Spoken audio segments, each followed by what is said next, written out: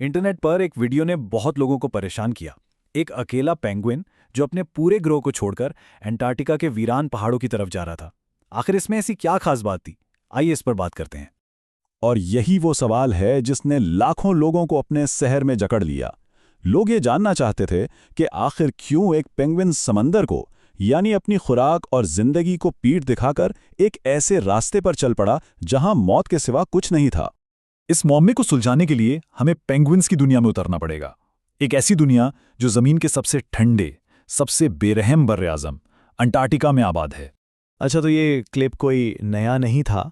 ये दरअसल 2007 की एक बहुत मशहूर documentary encounters at the end of the world का एक हिस्सा था। लेकिन तकरीबन 2 दहाइयों के बाद इसी फिल्म का एक छोटा सा टुकड़ा इंटरनेट पर एक बिल्कुल नया मौमा बनकर छा गया। इस वीडियो को देखकर बहुत से लोगों ने फौरन इंसानी जज्बात से जोड़ दिया। किसी को लगा कि डिप्रेशन है, कोई इसे तन्हाई समझा, जैसे उसने कोई बहुत गहरा फैसला कर लिया हो। लेकिन असल कहानी इससे कहीं ज्यादा पेचीदा और हैरानकुन है। तो यहाँ एक बहुत बड़ा सवाल पैदा होता है, आखिर पेंगुइन्स ने अपनी नस्ल बढ़ाने के लिए इस जानलेवा सर्दी को ही अपना घर क्यों बनाया? अंटार्कटिका मतलब दुनिया का सबसे ठंडा और तेज हवाओं वाला बर्र-ए-आज़म। यहाँ दर्जा हरारत -90 डिग्री सेल्सियस तक गिर सकता है। ये इतनी सर्दी है कि अगर आप उबलता हुआ पानी हवा में उछालें तो वो जमीन पर गिरने से पहले ही बर्फ बन जाएगा। तो इसका जवाब है दुश्मन। अंटार्कटिका की जमीन भले ही एक बर्फानी सहरा है, लेकिन ये महफूज है। यहाँ कोई शिकारी नहीं। दूसरी तरफ समुंदर खुराक से भरा हुआ है, एक खजाने की तरह।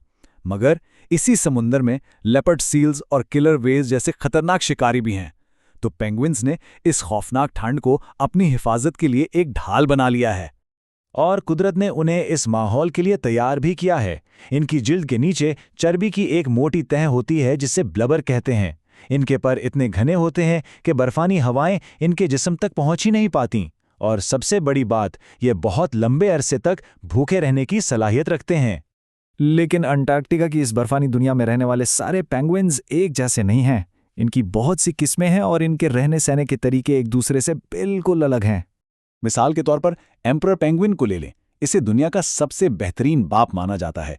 नर पेंगुइन 2 महीने तक बिना कुछ खाए पिए -60 डिग्री के तूफानों में खड़े होकर अंडे को अपने पांव पर रखकर गर्मी देता है।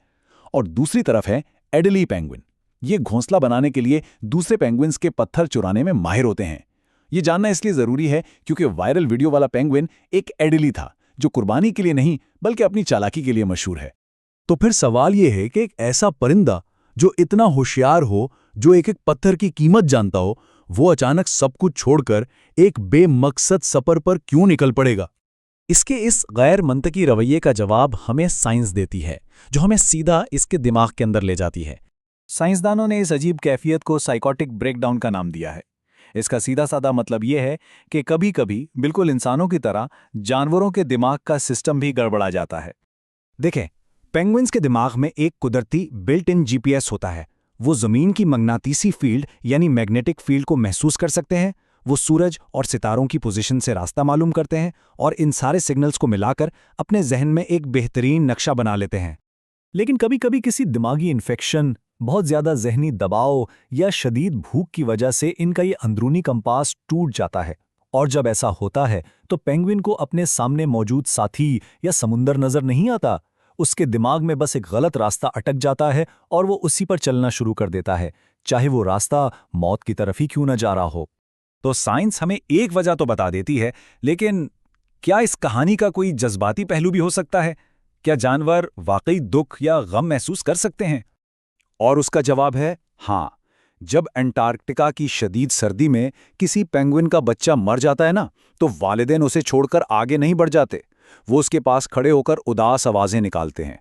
और कभी-कभी तो वो इतने गम में होते हैं कि दूसरे पेंगुइन्स के बच्चों को चुराने की कोशिश भी करते हैं। तो क्या ये मुमकिन है कि इस वायरल पेंगुइन ने भी अपना कोई प्यारा खो दिया था? फिल्म बनाने वाले ने इसे रोका नहीं, क्योंकि अंटार्कटिका का कानून बहुत सख्त है। आप कुदरत के काम में किसी किस्म की मुदाखलत नहीं कर सकते।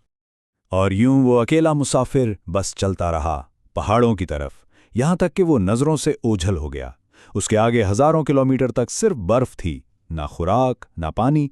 वो यकीनन भूख और थकन से कहीं बर्फ के ढेर में हमेशा के लिए सो गया होगा। तो आखिर में ये था क्या? दिमाग में पैदा होने वाली एक हयातियाती खराबी जिसने इसका कंपास तोड़ दिया, या फिर ये किसी गहरे दुख का सफ़र था, एक ऐसी मंजिल की तरफ जो खुद उसे भी मालूम नहीं थी। ये कहानी हमें साइंस और जज्बात के बीच एक ऐसे सवाल के साथ छोड़ जाती है जिसका जवाब शायद कभी ना मिले।